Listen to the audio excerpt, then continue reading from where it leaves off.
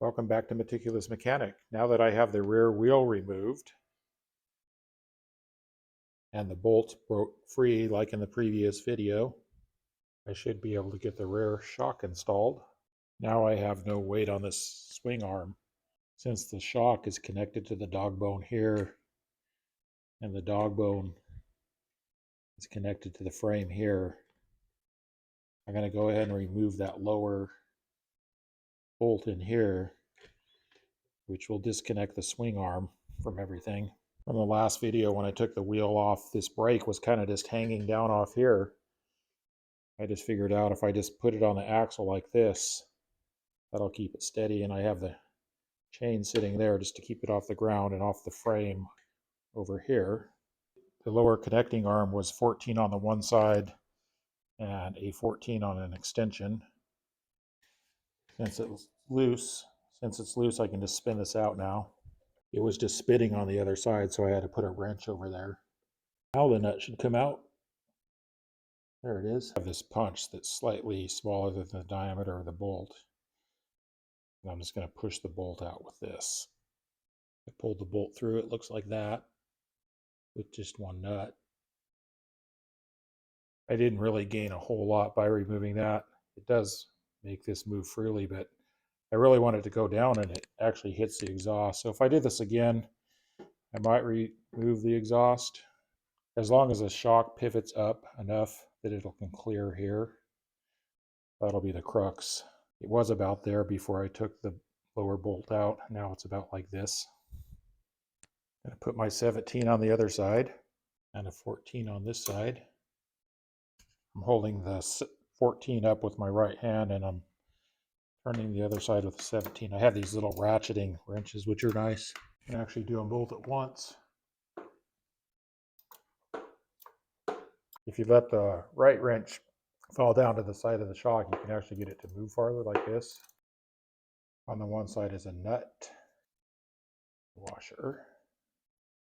I can just push it through with my fingers now. See what's on the other side. There's a washer and a bolt. If you try to slide it out, it hits right here. So if you raise the swing arm up like this, you can pull it out like that. We're going to do it off camera. Okay, I got it out. It's basically just a bolt and a washer. I need to remember that this one went to the connecting arm and this one went to the lower part here. Now I just need to get this upper shock mounting bolt out. It's going to have to pull out this way, but it hits these wires, but I noticed you can push these wires down out of the way. This is the one I had to break free with the hammer. I can get the rest off with my fingers. So there's a nut and a washer. On the nut, this flat side goes against the shock mounting place. Hopefully it just pushes out easy with my fingers. All right, something was easy. We'll use my right hand. You can see it moving here. That way you can see what I'm doing. I'm going to push these wires down. I'm going to pull this bolt out and make sure there's no weird spacers in the middle that fall out. I don't see any.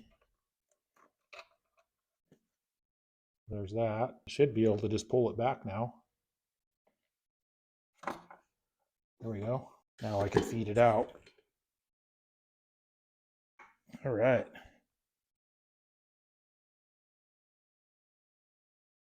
It's out. The right side facing forward is just plain, and on the left side it has the rebound damping knob, H and S.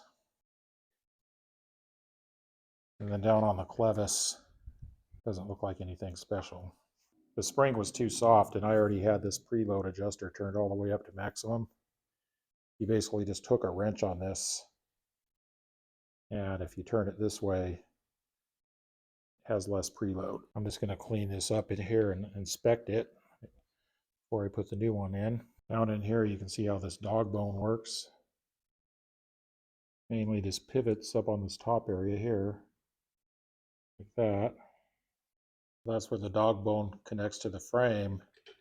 And then this here, if you look down in here, that's that lower bolt we took out. It's connected to the swing arm. So that's where that lower connecting link attaches to the swing arm right there. So that pivots pretty nicely. I actually took all of this stuff apart recently and re-greased all these bearings. There's bearings inside here where my thumb is. This just slides out.